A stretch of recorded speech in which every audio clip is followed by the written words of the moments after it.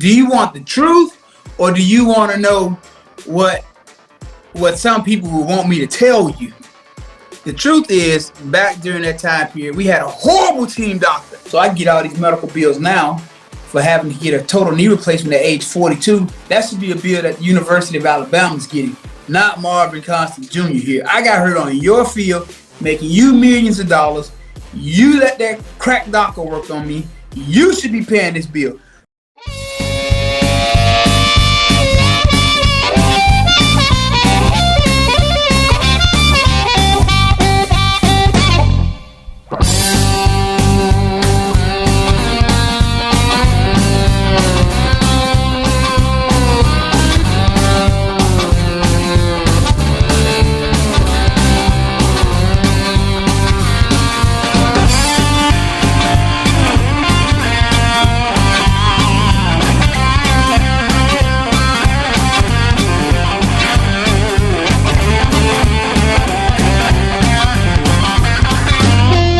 Today on the Stingray Show, we are going to take you back in time to 1998 through 2000 and talk with an Alabama linebacker who had the goal line stand against LSU. Marvin Constant will join us on this edition of the Stingray Show right here on Tide 100.9. Guess what? You don't want to miss it.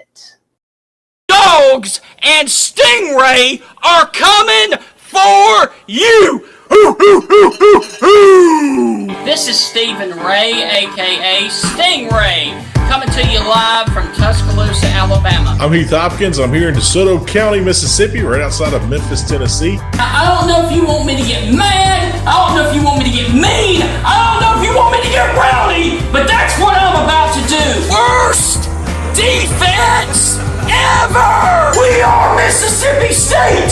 Fear the Bills! How many chicken wings you eat in a sitting? And you just look, ballpark it. 4 chicken wings, Heath, any final thoughts before we sign off here on Tide 100.9? It is great to be on with all the great folks in Tuscaloosa. And hey, if you don't like it, you better learn to love it, because this is going to be the best show going today, baby. Welcome inside another edition of the Stingray Show right here on Tide 100.9. Now, off the top of the show, I need to set something straight. Heath Hopkins, my co-host, is going to take a week break because of his hectic schedule. So Heath will not be joining us for a couple of episodes, but he will be back. But today on the Stingray Show, we are going to have a very special guest host, and this guy is one of my all-time best friends. Let me go on ahead and bring him in here right now. Ladies and gentlemen, the one and only Joey Lozada. Joey, how are you doing today, sir? How you doing, Stingray?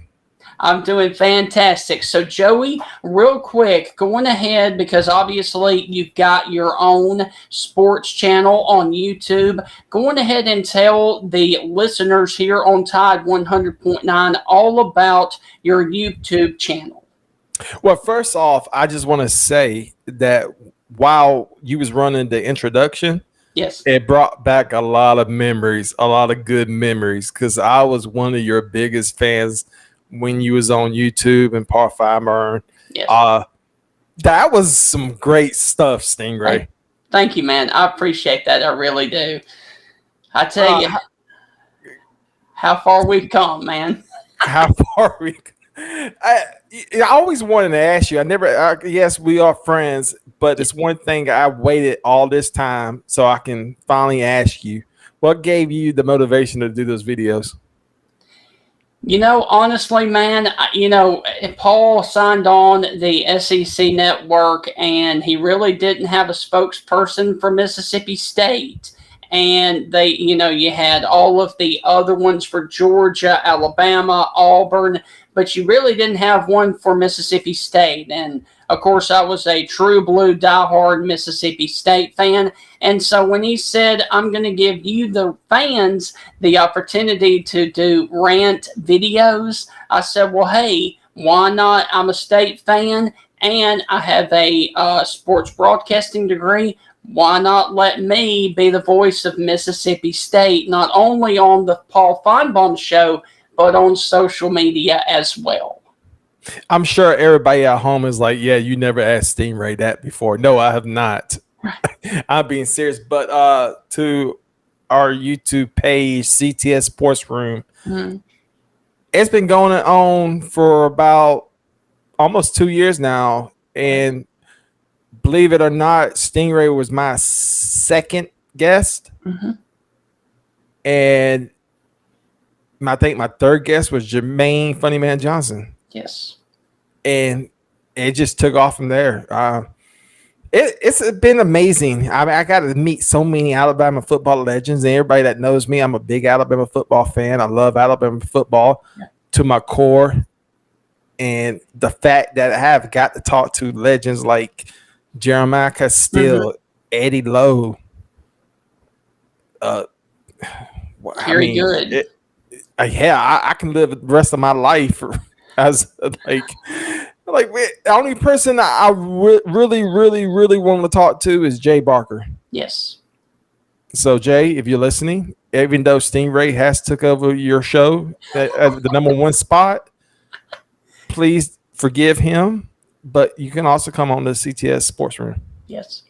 Well, our guest today on the Stingray Show is Marvin Constant. And who better to help me interview Marvin than Joey Lozada, who is a friend of Marvin. So Joey, I've got to ask you. He told me never to tell nobody that.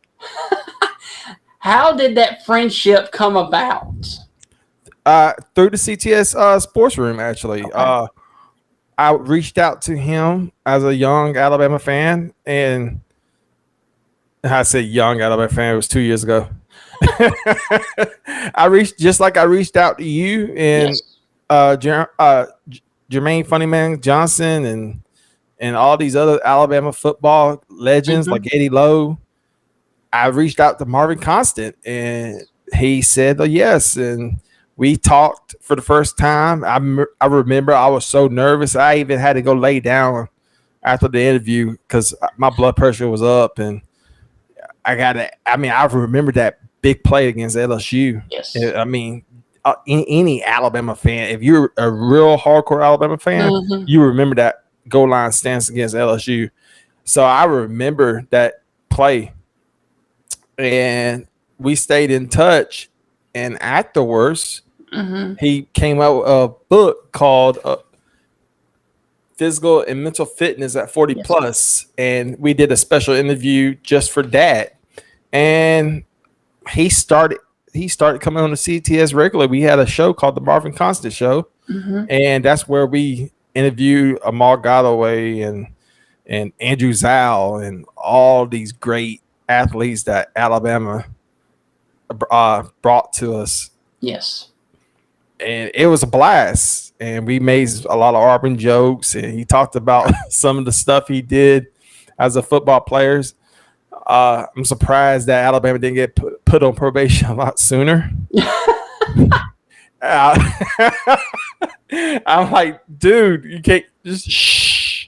I mean, I guess it was what Marvin said. We already got in trouble for it. Yes. The statute of limitations is over with. But, it was a great time with Marvin Constant being part of the CTS Sports Room. And we stayed in touch afterwards. And Stingray, you know how it is. You doing the Stingray show, you get to meet a lot of fantastic and fascinating people. I mean, I'm envious of you. Some of the people that you had on this show. Yes. I'm like, wow. I don't even know how you do it, Stingray. Do you ever get starstruck? No, not really. Now, I will tell you when I had the opportunity to interview Bill Engvall, yes, that was a little bit starstruck, but as far as JBL or Eric Bischoff or any of the other guys, no, not really. Yeah, because you've got to stay. What? I'm sorry. Go ahead. Okay, you've got to stay professional in this business, and you really can't be the whole, geeking out like a fan during the interview, because people can honestly see that, and they probably won't like that. Well, you see my product. You know how I am when somebody famous comes on. I act like a 5-year-old. Yes. Oh my God, it's Andrew Zhao. Oh, when I interviewed Andrew Zhao, Marvin had to have a talking to. He literally had to sit me down and talk to me. It's like, dude, seriously, it's Andrew Zhao. It's like when I first started becoming like a real hardcore Alabama fan, he was our quarterback. And I mean, we got Derek Thomas, we got Derrick Henry. Oh yeah, I know we have better athletes, better football players, but Andrew Zhao, I put Andrew Zhao as a pedestal because he was the first highlight college football player that I ever seen. Yes. Some Alabama fans are going to disagree with me with this. I don't think Tyler Watts was a better quarterback than Andrew Zhao. I do like Tyler Watts. Yes. And I'm bringing up bad memories here. I mean, not bad memories, good memories, because it was the year that we won the SEC championship. Mm-hmm. However, I mean, I do remember I was like, man, Andrew Zhao is so good. Why is he sitting the bench? But you're right. You shouldn't be. You should be professional. Yes. But I don't know. Maybe it's just the little kid in me. Well, we're right here on Tide 100.9 here in Tuscaloosa. So I've got to ask you, what are your thoughts so far? Because you and I have talked about this off the air, about the dominance since Coach Saban has gotten here. Did you ever, in your wildest dreams, when he was hired, think he would be this successful this soon at Alabama? I did not believe he would be here this long. Okay. I'm serious. I thought Nick Saban was going to win us a national championship and move back to the NFL. Mm-hmm. That was my honest to God belief. Yes. And I was glad for the first time ever in my life I was wrong, because we as Alabama fans are blessed. I can live the rest of my life. If I'm lucky to live a long and happy life to like 80 or 90 to 100 and never see another national championship, I could live my life happy, because anybody that's a real college football fan knows how hard it is to win a national championship. Oh, yeah. In college football. Stingray, when's the last time Mississippi State won a national championship in football? Hasn't been done. However, they just did one in baseball, but that doesn't count. No, I'm talking about in football. When's the last time Mississippi State won a national championship? Nope. It took Georgia 41 years to win another national championship. I've seen in my lifetime 7 or 8, I believe, the 92 team, which is one of my favorite teams, and 6 with Nick Saban. Mm-hmm. That's unheard of. That's unheard of, Stingray. I know. It's incredible, and I honestly don't feel like that dominance will ever be done again. No, I mean, Miami in the 80s and Oklahoma and Nebraska and Florida, none of those schools compare with what Alabama has done in the Nick Saban era. Yes. It's amazing, and I'm blessed to see it. And you know what? We're probably never ever going to see something like this ever again. And as an Alabama fan, you need to wake up every morning and thank God that we have Nick Saban, and thank God that we lived in the era of watching our team win 6 national championships. Right. And, like Roman Harper said on the show last weekend, Alabama fans shouldn't beat their chest because they almost messed up and got rich rod over Coach Saban. So we don't want to talk Roman about Harper Roman Harper said that on this show right here. So, and he's exactly right, though. Alabama almost got Rich Rod over Coach Saban. Well, and I was one of those guys that wanted Rich Rodriguez. Mm-hmm. They fired Mike Shula, and I don't care what anybody says. Mike Shula was a great coach. Mm-hmm. People their memories are bad. We was going through a tough time at Alabama football. If you was a fan, if you're a real hardcore fan, you know what was going on.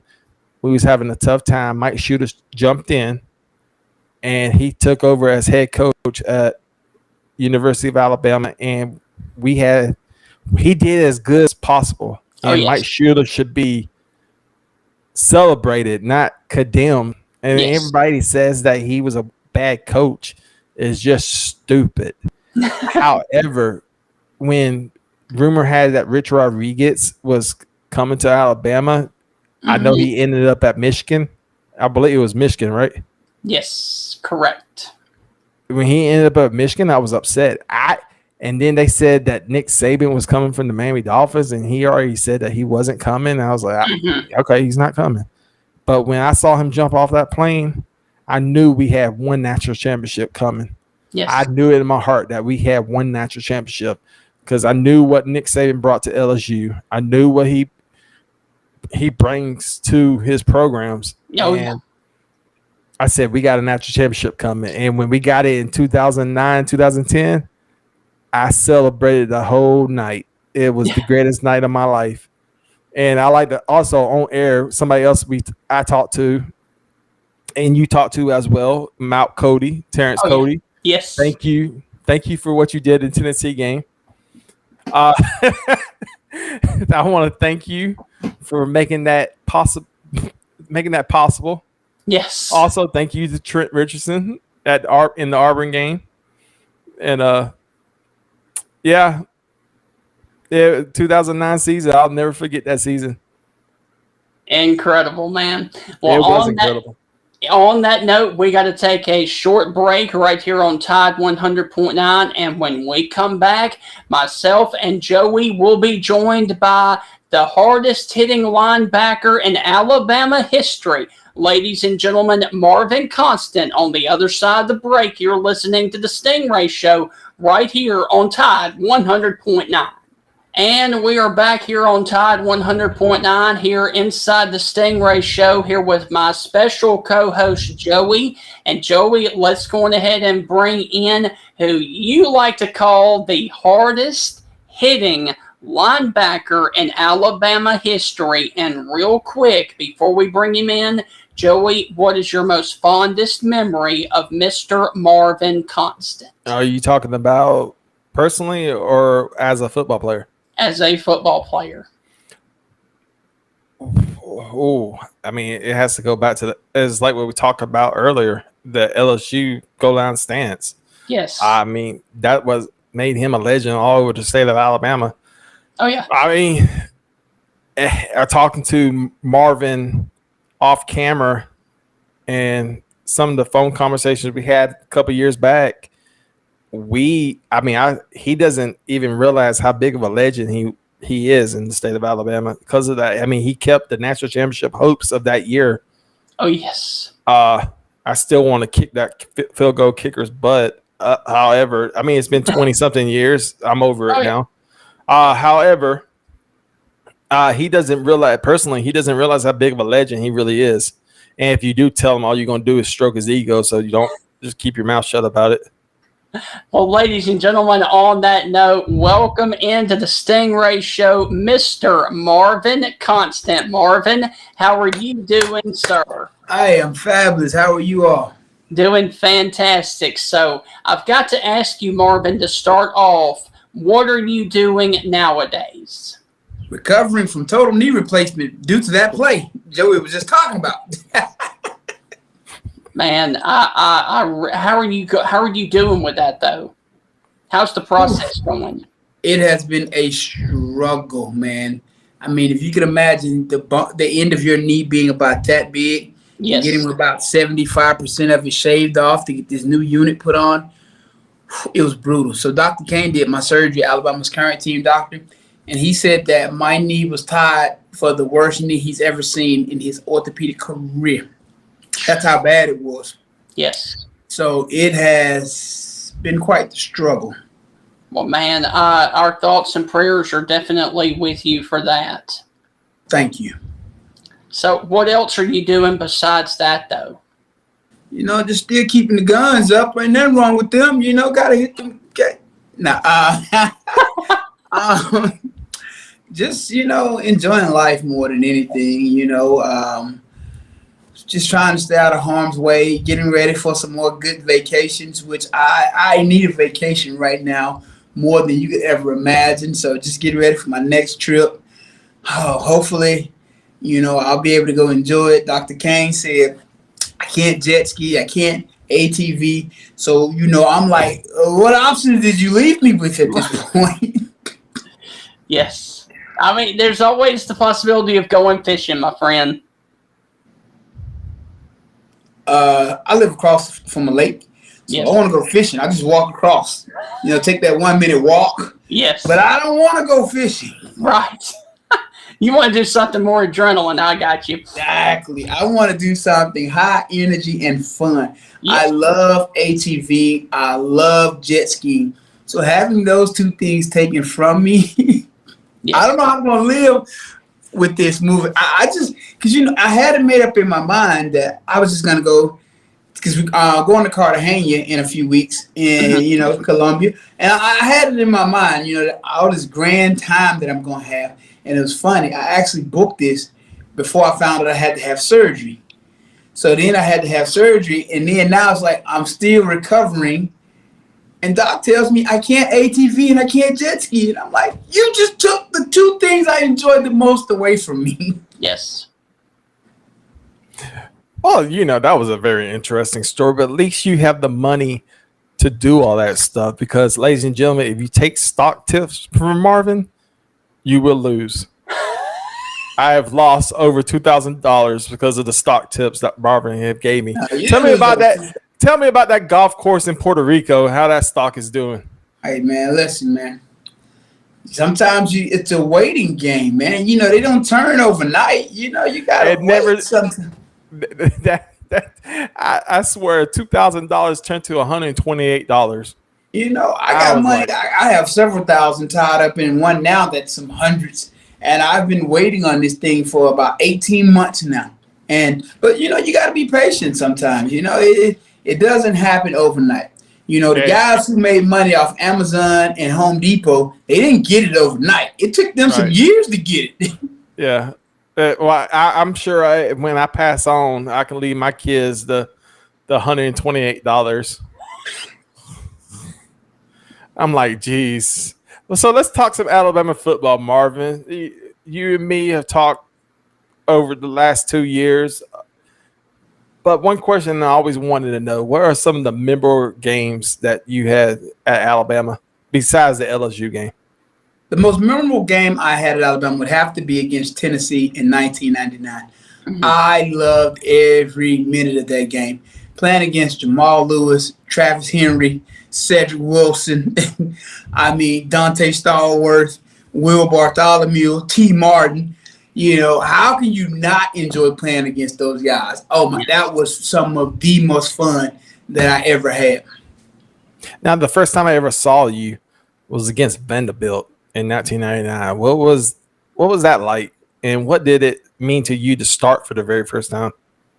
So it was actually funny. So, you know, that was my first game starting, but it was also my first time flying. So I was nervous as crap leaving Tuscaloosa on that Friday. And I was telling my family, like, I don't know how I'm going to make it to this game.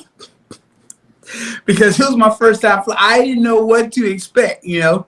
So I was, oh, man, my nerves were shot. But, you know, once we got there, it was cool. You know, for me playing football, it's always been something that came easy for me.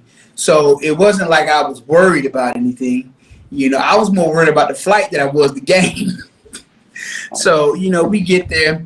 And, you know, I don't know if they've changed it, but back then, Vandy's visitors' locker room used to be painted hot pink. So it was interesting seeing that, you know, and it's so small. like while the offense is getting dressed, the defense will be on the field, and we would switch. That's how small the locker room is. You can't really get the whole team in there like trying to dress. So, it was just all a bunch of firsts. Like, is this what college football really is about? But only in Vandy do they do that, though. That was only in Vandy. So, we go out on the field, and Vandy had turf at the time. Oh, my God. That stuff was hot as crap, man. Outside of that, I don't even remember. I had a good game. I don't remember how many tackles I had. Mm-hmm. But the memory that I have most from that game is getting on the plane after the game. Because, mind you, this is early September. It's hot. Playing on turf, it's hot. Yes. So you know what happened to me on the plane. I cramped up so bad on that plane. I mean, could you imagine getting a full body cramp at 17,000 feet? Ooh. Yeah. And, they can't really give you medical attention. It's like you pretty much just got to hold on until we land. Oh, that was misery. Yes. Oh, yes. Well, Marvin, I really feel for you there, man. That's awful. So I want to go back to, your high school days, because you started out as a fullback, correct? Yes. All right. What made you decide to change over to defense, and how difficult of a change was that for you? Hold on.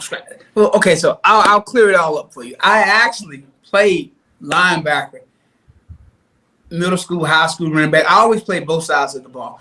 Okay. And I always knew I was a better linebacker than I was running back. So my freshman year, again, I played linebacker and running back, but, I was a better linebacker than running back. But the problem was going into my sophomore year playing at Central Tuscaloosa, which was one of the best teams in the country at the time. They had 4 linebackers that were seniors. So, no matter how good I was, I knew, and coach knew, like, I can't put you over here in front of this senior who's been, playing for years. But they knew they had to play me somewhere. So they said, okay, well, let's just move you to fullback and see how it goes. And it was a senior at fullback, too. But he wasn't as good as the seniors on defense. So it was kind of like, yeah, we got to play him. We can't have this talent just sitting on the bench. So that's kind of how it worked out. And I always knew I would go back to defense because I knew that's what I would play in college. So the first chance that I got to go back to defense, I took it and I ran with it. Yes. I love playing defense a lot more than I love getting hit. Right. We'll talk about your recruitment to the University of Alabama and what that was like, because I did hear that Florida was also interested in you as well. Oh, man, I had a lot of scholarship offers. I actually got my first Division I offer as a sophomore from the University of Arkansas. Right. So, I had, God. I mean, I had offers from everybody. Notre Dame, Michigan, Penn State, USC, all the schools in the SEC, and several more. So, I pretty much could have went to any school in the country. Wherever I wanted to go, I could have went. But, yeah, Alabama being the home team, growing up selling Cokes and Bryant Denny and selling programs and getting to see the program firsthand definitely played a major role in my decision.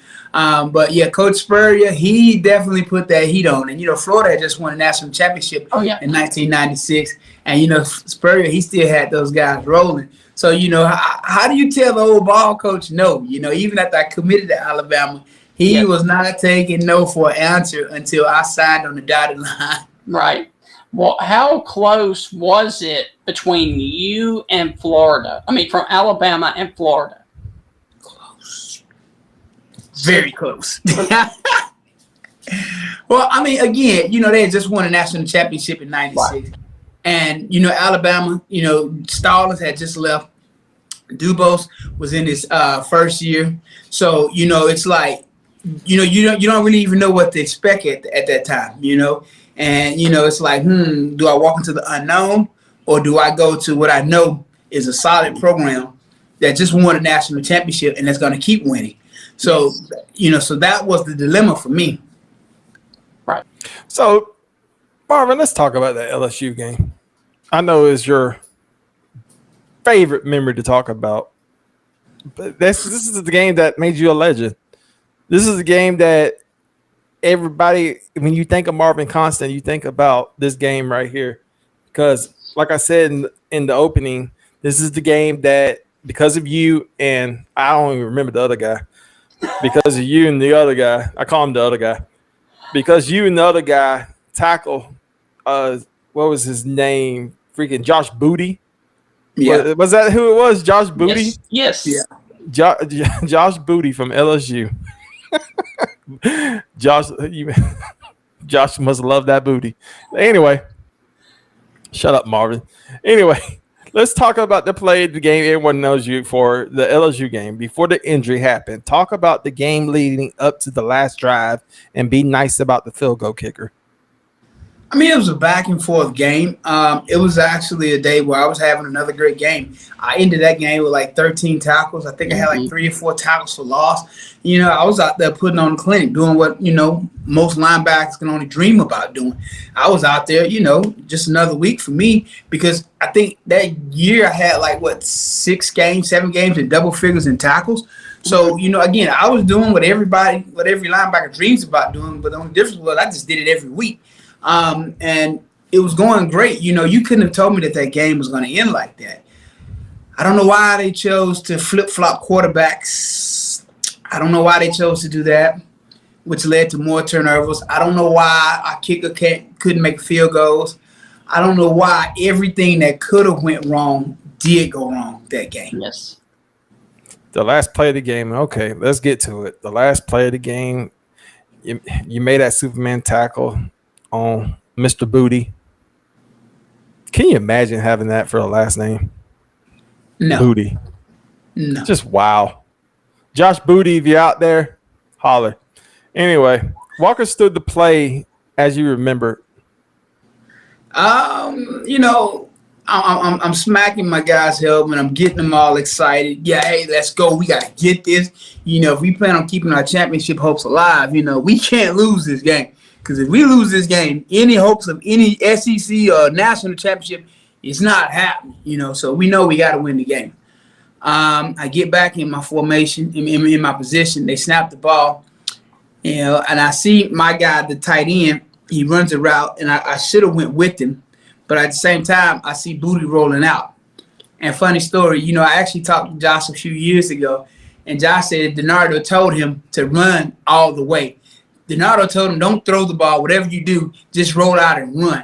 So, and I had no clue, but I just knew when I seen that tight end release and I seen how he rolled out, I could tell he was going to run. So that's why I came up and let the tight end run free, because I could tell he was going to run. So he jumped. I jumped. We came down, my one leg, Reggie Miles' weight, my weight, and Josh's weight all on my one leg. And yeah. How it all happened. So the booty landed on your knee. Yeah. Really. What was the return? Hold on. Okay. All right. You good, man, Joey? Yeah. Hey, man, you need to stop drinking that Pabst Blue Ribbon and focus. Well, talking about your knee injury, how much rehab did you have to do in order to try and make it back to the field? You know, do you want the truth, or do you want to know what some people would want me to tell you? The truth. The truth is, back during that time period, we had a horrible team doctor. Les Fowler shouldn't have been allowed to cut paper, let alone players. That guy was horrible. Same guy that operated on Pro Throw, same guy that operated on Antonio Carter, and so many more of us, man. Y'all was horrible. So, like, after I had my knee done, I knew something wasn't right. And after about 5-6 months, I was struggling bad, man. So I ended up going to my high school team doctor. Dr. Barrett knows, if you're listening, Boney, I love you. Man, I love that guy. He scoped my knee, and he seen how bad it was. He called Dr. Andrews himself and said, you need to see this kid. So that's how I ended up with Dr. Andrews and Dr. Kane. Funny thing about it is I met Dr. Kane, Alabama's current team doctor, when he was doing his fellowship with Dr. Andrews. So I met Lyle Kane before he's the world-renowned Lyle Kane. That's my buddy. Shout out to Lyle. Oh, man, I still talk to him on a regular basis. That's my guy. But it was bad, man. So it took me having to have everything redone and just, man, all together. It took me about 3 years before I could really get back to a point to where I even remotely began to feel like myself, because the job that was done the first time was so horrible. Yeah, I mean, like my medial meniscus was still torn. Well, my articular cartilage was torn. It was just hanging. Kneecap still. I mean, it was just literally for my high school team doctor to call Dr. Andrews while I'm in recovery. That lets you know how bad it was. I hadn't even woke up from the scope that he did. And I asked him, I said, just scope it. Just tell me what's wrong, and he did. And the thing about it, when I went back to the football complex on my crutches, to start my therapy from the surgery, that my high school team doctor, they were mad at me because I went to another doctor outside of the high school team doctor. But again, shout out to Dr. Barry. He was smart. He gave me the pictures and the videos to take with me. So when I took the pictures back and they seen how bad my knee was, then they couldn't say anything. It's like, yeah. Y'all knew y'all had that crack doctor working on us, man. That dude should have been fired before he started. Well, man, I really, really hate that for you. So honestly, though, if it would have been done correctly the first time, you could have continued your career. If it had been done correctly the first time, I'd have been fine. So he called Dr. Andrews, and after meeting with Dr. Andrews and his fellowship at the time, Dr. Kane, about 6 months later, Dr. Kane was actually out of his fellowship, and myself and Dr. Andrews, we all decided that Dr. Kane was actually going to do the surgery. So he did it. It was about 16 months after Dr. Kane redid everything. I worked out for the Vikings, and I ran a 4.640 at 258. Wow. Right. That's awesome. Right. So, and I went and I played arena football for a little while. The Dolphins seen I was healthy. They brung me in as a free agent. And, but had I not let jackass, excuse my language, work on me the first time, at Dr. Andrews and Dr. Kane work on me the first time, I would have been fine.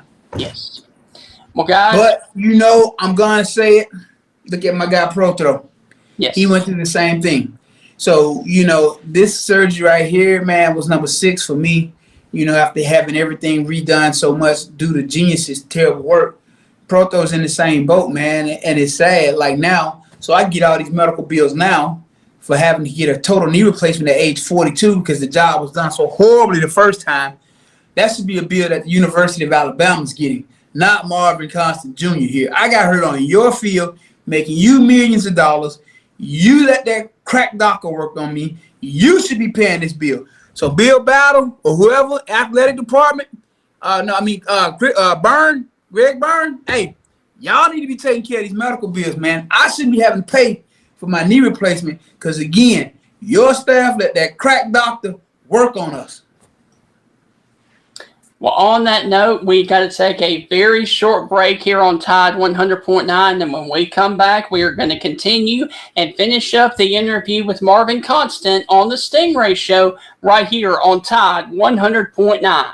And we are back inside the Stingray Show right here on Tide 100.9, and we are joined by Marvin Constant. And Marvin, let's go back to the 99 season. You guys played 5 ranked teams in a row that year: Arkansas, Florida, Ole Miss, Tennessee, and then Southern Miss. How daunting of a task was that for you as a defender?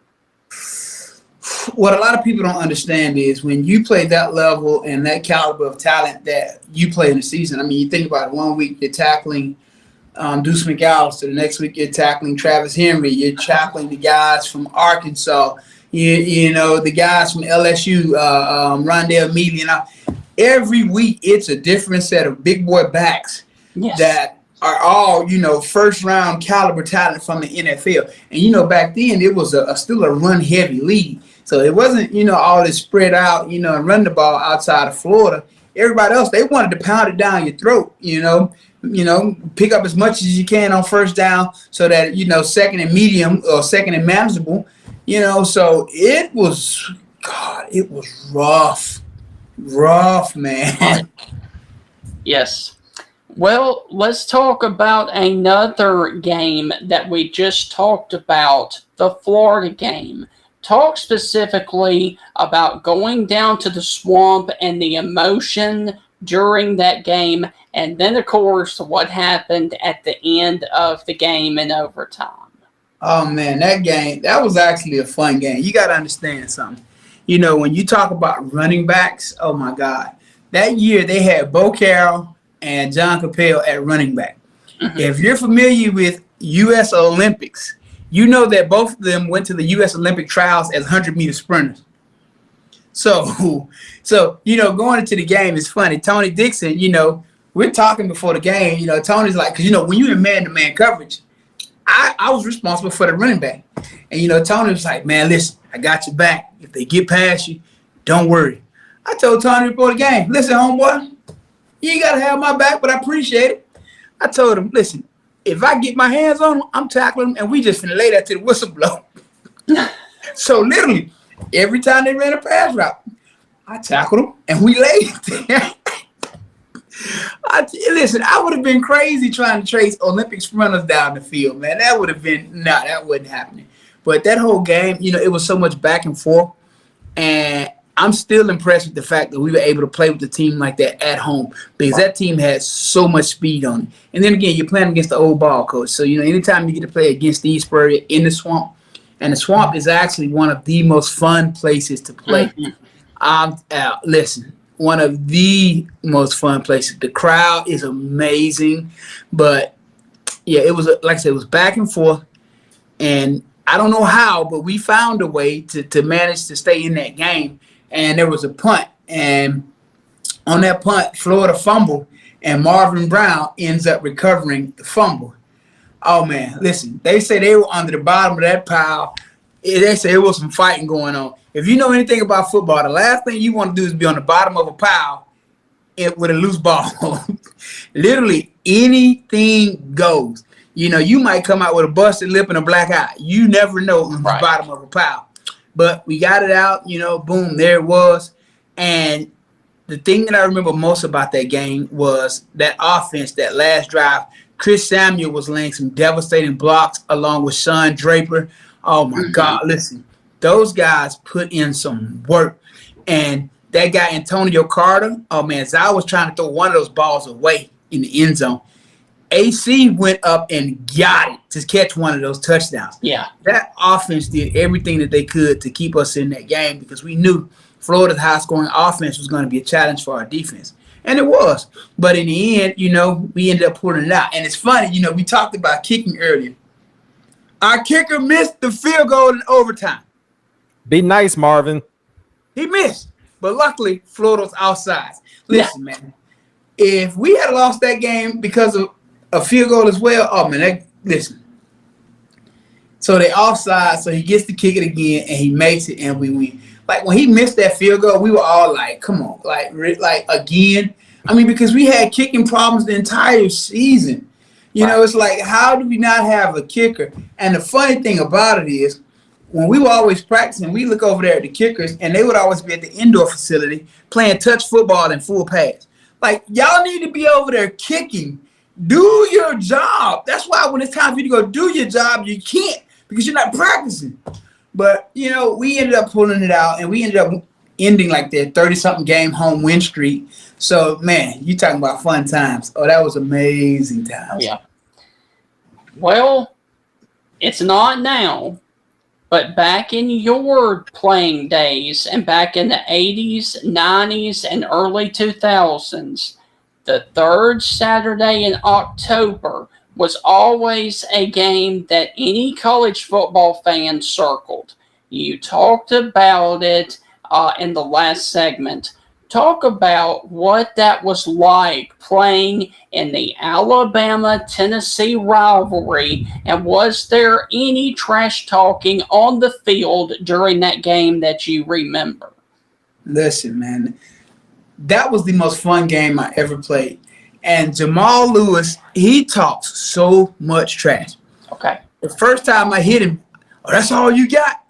said, homeboy, I ain't going nowhere. I'm gonna be here all day. Well, that guy talked trash the whole game, but it was funny. After the game, he came and found me. He was like, one hell of, damn good game, because I ended up with like 17 tackles and a sack that game. No. I was giving him and Travis Henry all they wanted. And literally, they're rotating every play. So they're fresh the entire game. I just played 70-something plays. So in the fourth quarter, I was like, okay, is it over yet? Is it over yet? I mean, could you imagine tackling Travis Henry and Jamal Lewis for 4 straight quarters when they're rotating every 2 plays and they're still fresh in the fourth quarter? Right. Yeah, and you're 60 plays, 70 plays in, and your legs feel like, spaghetti noodles at this point. This is like, just let the clock run. Let's just go. Yes. And you're also having to defend Teen Martin as well. Oh, my God. T. Martin, you look over there in the slot, and it's Cedric Wilson or Dante Stallworth. Mm-hmm. Like, come on, man. Like, so, if it's cover 3, I'm looking over here. I got to go chase one of these dudes down. Oh, my God. Yeah. Yeah. So, yeah, that was exhausting.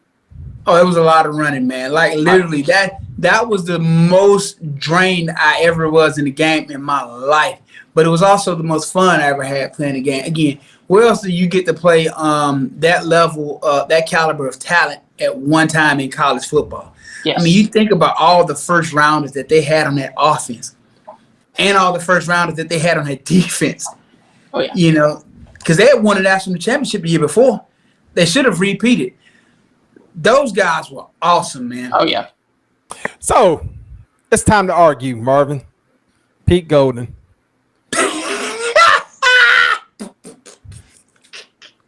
Pete Golden. All right, let's do this. Pete Golden has led us to 2 national championships. 2 national championship games. Sorry. 2 national championship games. I was about to say, all right, go. He led us to 2 national championship games. However, you've been one of the biggest critics on Pete Golden. You even made a T-shirt. Yep. Which got the University of Alabama's attention. Everybody who's listening, he just smiled and gave a thumbs up. Guilty as charged. What is your fascination with Pete Golden and why you want to see this man gone, even though we went to 2 national championship games? We won 2 SEC championships. Well, what's the problem? What can a defensive coordinator do to make you happy? I'm going to give you the main reason why I have issues with Pete. Okay. And I get it. We played in 2 national championship games. We won 1. But here's the honest truth about this, Joey. None of these young men are playing this game for fun or so that people can say we got the W, because that's all people want to do. These young men are playing this game, most of them, to change their circumstances. They're trying to get to the next level to better their lives and their family's life. Mm-hmm. And this game is going to take a toll on your body. Again, I'm 42 and I just had total knee replacement surgery. And so many of my other friends are beat up. This game is going to break them down physically and some mentally when it's all said and done. So my issue with this is, look at Alabama's defense. Will there be an Alabama defensive player drafted in the first round this year? Probably not. How many last year? Have you not seen a distinct decline in Alabama's defensive players' draft stock the past 3 years?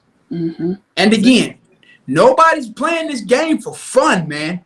People out there doing that. Nobody's hitting a 350-pound man who benches 500-600 pounds for fun. Yeah, it's fun to do at times, but they're doing it to change their circumstances. And when I talk to all of my friends that coach in the NFL, scout the NFL, they all say the same thing. When you turn on the film of Alabama defensive players these past few years, they look lost, they look confused, they're often out of place. Their fundamentals aren't good. They don't break down on tackles. How many missed tackles? Look at that LSU game we lost 2 years ago. The missed tackle? It was terrible. So you have all these 5 and 4 stars who's supposed to be the #1 recruit class every year in the country, but yet our defensive stock is going downhill. When Alabama has consistently put out defensive players in the first round, but these past 3 years, has it not done this? Mm-hmm. So my thing is, if you're going to coach, give the guys a coach that is going to get them where they want to be, not somebody who just can recruit. I don't care about that. Yeah, you got to recruit them, but you also got to coach them up. There's no good to get them there if you're not going to give them what they need to be successful. And again, the difference between being a first, second-round draft pick versus being a seventh or a free agent is the difference between you making a team often. So basically, you're saying you're questioning Nick Saban's coaching ability because he hired Pete Golden. If you want to say it, then I'll say yep. Because at the end of the day, nobody's playing this game for fun, man. That ain't the main. Nah, that ain't what it is. They're out there to change their circumstances. And again, exactly, money. And all of my friends that coach and scout in the NFL, I'll tell you, ask any NFL coach or scout what they see from Alabama's defensive players on tape. It does not look good. It is not what it has been the previous 6 to 9 years. There has been a drastic decline in performance on that defense. As Alabama's defense has given up more points in the past 2 years than it's probably given up in the last 5 years prior to that. Mm-hmm. Now, again, if you're going to recruit the boys, at least give them the best coach you can give them. You can't tell me there's not a better defensive coordinator out there who's going to coach these young men up and give them what they need to be successful. Okay, I don't care about posting I got the W and ha. I care more about these young men's futures and how they're going to feel in 10 to 15 years when their body starts to break down. Right. Because I know they're not going to have the resources to pay for this in a lot of cases. Because I'm sitting here now with about $12,000 worth of medical bills. University didn't give me any money to pay it. So I want those young men to get everything that they deserve, man, including the coaching that they deserve. Yes. All right. Amen. So let's do this, even though Nick Saban says Pete Golden is a good coach. So I'm going to stick with what Nick Saban says. Listen, Joey. Listen, Marvin. Nick Saban. Hold on.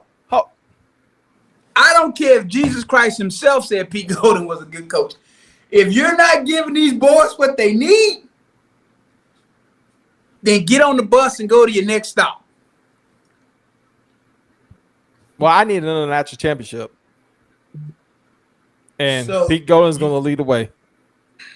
So so let me ask you, do you not feel like Alabama's defensive performance has been doing this the past 3 years? I feel that SEC offense. That's not what I asked you. I'm giving you the answer. Do you want the truth, Marvin? I'm going to give you the truth. The SEC is the toughest conference in the NCAA football, and SEC football has gotten tougher over the last years. And you got to look at the rules too. It's hard for back when you played. Hold on, back when you played. Hold on. Let me finish. I'll let you finish. Let me finish. Back when you played, it was a lot more stuff that you could do. You can just butt your head against the other guy's helmet. You can do Superman tackles. You can fly through the air. Now there's so many rules. It's so hard to tackle people these days. You can't just go out there and do the Marvin Constant. You had to do it with finesse. You get one of those hard hits to a football player on the football field, you get flagged, and then you're out. So you got to look at it. Plus, also you got to look at the players. The defense coordinator and the defensive coaches only can give you the schemes. The players is the players' job to execute the plays and make sure they keep that coverage. It's not Pete Golden's fault that the second string quarterback couldn't cover such and such in the national championship game for Georgia. Right. It wasn't Pete Golden's fault. Let me interject something though. Yes, it's the defensive coordinator's job to coach them up. But you see at some point during the week that these guys are confused because you don't just get on the field and be confused and bust coverages.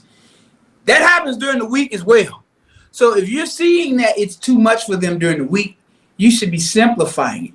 And if you see game after game after game that we're busting coverages, I'm going to simplify stuff well before that to make sure that my guys understand. So I'd rather you understand, play fast and hard than to try to confuse you while I'm out here trying to confuse the offense, and I'm really confusing my own guys, It's like, well, where's the trade-off? If I know my guys are confused, I'm going to dial it back to where we can play what we need to play and still be successful without all this smoke and mirrors and all, because these guys are often looking confused. And you say the SEC is tougher now? No, sir. No, sir. The SEC is nowhere near as tough as it used to be. I'll give you the rundown. Florida won a national championship in '96. LSU won it in Tennessee won it in '98. LSU won it in 2002. Florida won it in 06 and 09. Alabama won it in 9. Auburn won it in 10. Listen, man, the SEC is not tougher now. The SEC used to be a lot tougher, and you had people winning across the board. Yes. Well, on that note, we got to take our final break here on the Stingray Show. And when we come back, we are going to finish up this exciting interview with the one and only Marvin Constant. That and a whole lot more coming up on the other side of the break. You're listening to the Stingray Show.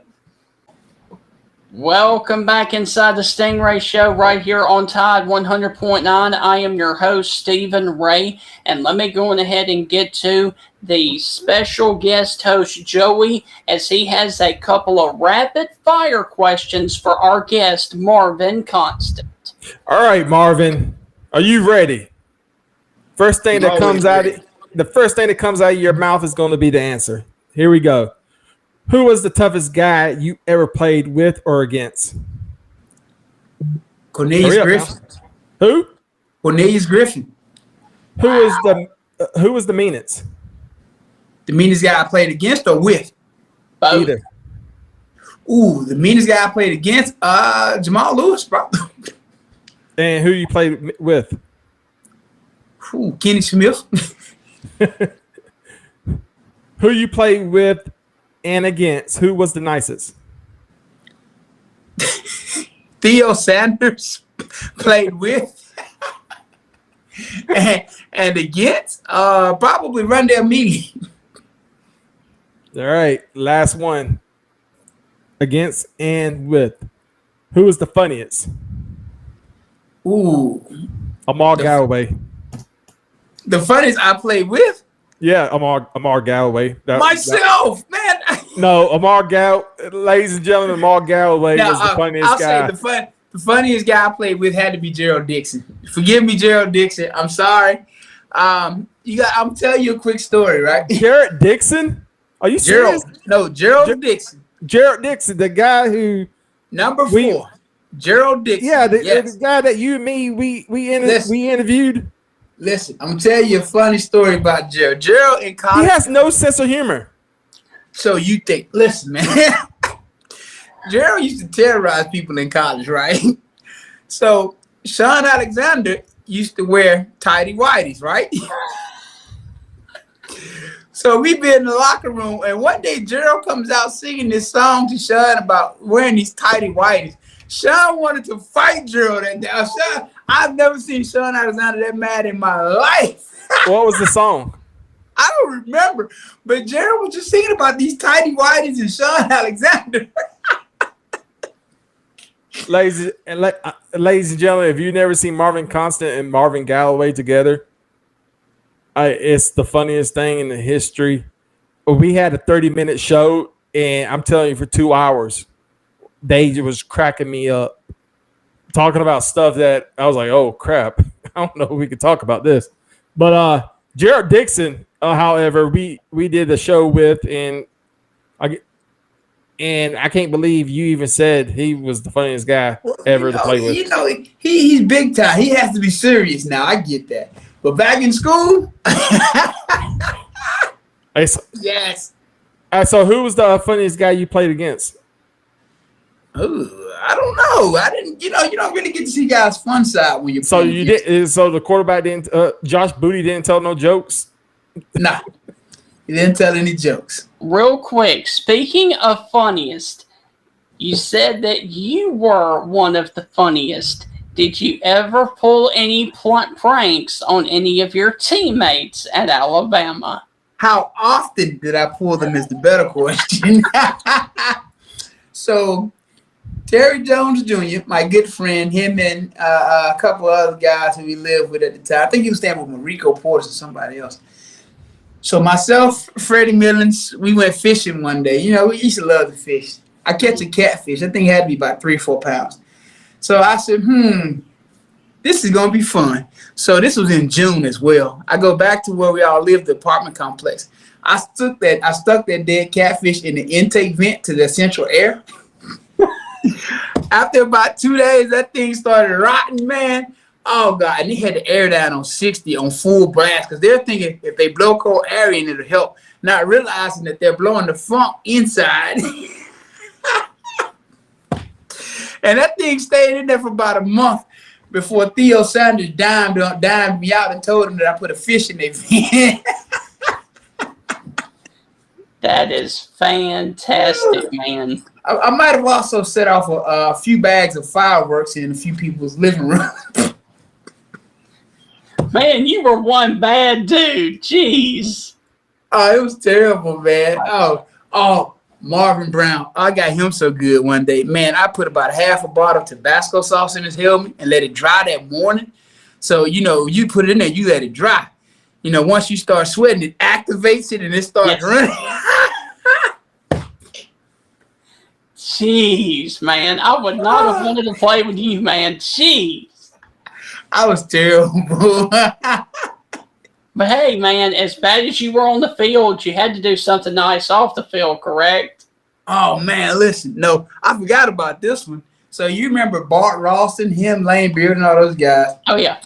And they went fishing one time, man. They killed this wood, you know, those huge wood rats? Yes. Bring it back. You know me, ideal. Bam. So let's tie a rope around his neck and tie it on the handle to people's doors, knock on the doors, and when they open the door, it makes it look like it's coming at them. Oh, my. Listen, you're talking about people in full-out heart attack mode. Dude, that's fantastic. And my final question for you, Marvin, is this. Can you please share with us your favorite Mike Dubose story? And what is something that Coach Dubose taught you that you still live by to this day? He always would say, 2 can accomplish more than, not twice as much, but 2 can accomplish more than 1. So that whole team dynamic and understanding that it's okay to rely on your brothers to get more accomplished than you can alone. You know, that was the thing that I took from him more than anything else. 2 can accomplish more than, and he would always emphasize, not twice as much, but more than 1. And my funniest Dubose story, oh my God, listen. This was before the NCAA really started regulating practices. Mm-hmm. My freshman year, we did 3-a-days. I was like, this can't be legal, coach. This cannot be legal. We will literally have 3 practices a day in August in full pads most of the time, man. You know, and, you know, it'd be funny. We go to dinner, right? And the thing to do in dinner was we'd all look around and see who it was going to be, because we always knew at least 2 to 3 people were going to catch full body cramps and lock up during dinner. So we'd all be eating, looking around like, who's it going to be tonight? I mean, you know, it looked like a scene. You remember that movie Junction Boys? Mm-hmm. You know, it looked like he tried to take us back to the days from when he played for the Bear. That's what it looked like. Right. I was like, Coach, this ain't legal these days, you know. You ain't. But yeah, he. Oh my, yeah. We worked. We definitely worked. Worked. Well, Marvin, look, man, we really, really want to thank you for joining us this evening. And before we let you go, since you were nice enough to join us, can you please tell us where people can follow you and find you on social media, please? You can find me on Instagram, Constant45. My Twitter, I think, is Constant451. Don't hold me to that one. But yeah, Instagram is definitely Constant45. Facebook, Marvin Constant, but I think that thing is about maxed out. Might be, so, you know, they limit all the people on Facebook, so yeah, that thing might. But yeah, Instagram is the best way, and you could actually follow my journey. You know, for my rehab, for my knee replacement. That's the most pressing issue that I'm dealing with at this moment. So Yeah, and I'm going to return to that physique, real soon, Joey.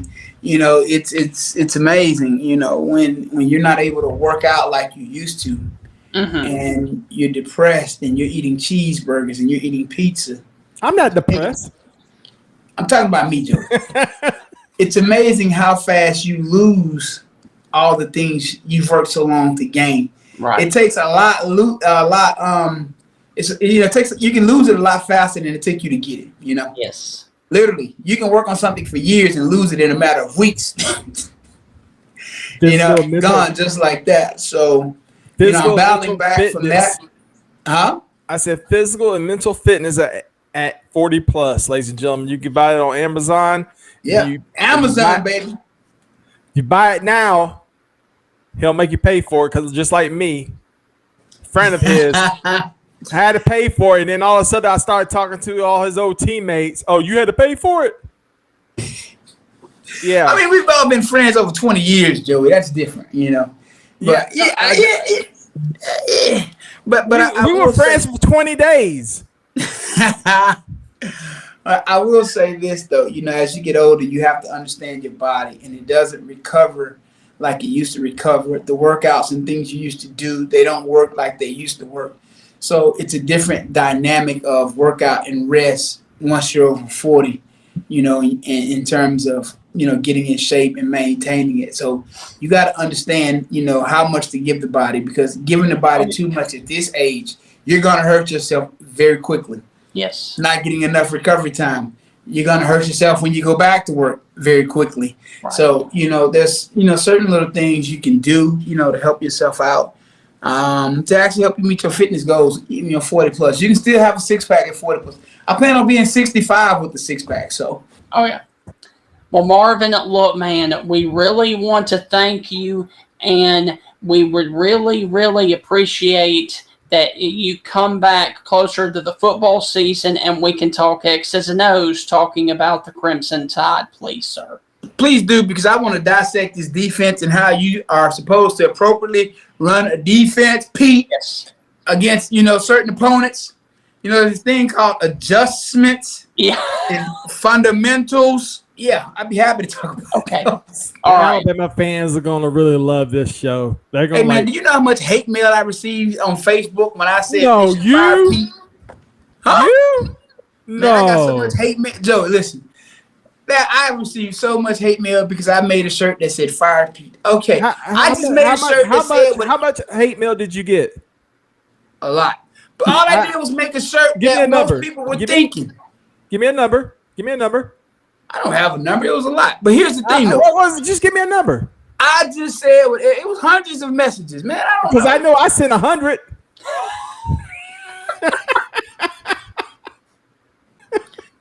I don't even entertain him. Too much spam and Pabst Blue Ribbon. So, I'm not. But seriously, though, people were really pissed because I made a shirt that said what everybody else was thinking. Yeah. That's social media for you, though, bro. And if need be, I'll make a new one for the 2022 season. If we need another one, I'll come up with another one. It's going to say natural champions. I hope so. But I also hope in the process that these young men are getting the coaching that they deserve. That's what I care about more than any national championship or more than any other. Give these young men what they deserve. Because, again, they're not here for us to post we got the W and hang our flag outside and talk crap to fans. Those young men are there to improve their circumstances. Yes, sir. Right. Well, Marvin, look, man, thank you again, and we will do it again soon. Have a wonderful summer, and we will see you in the fall. All right, roll tide. Yes.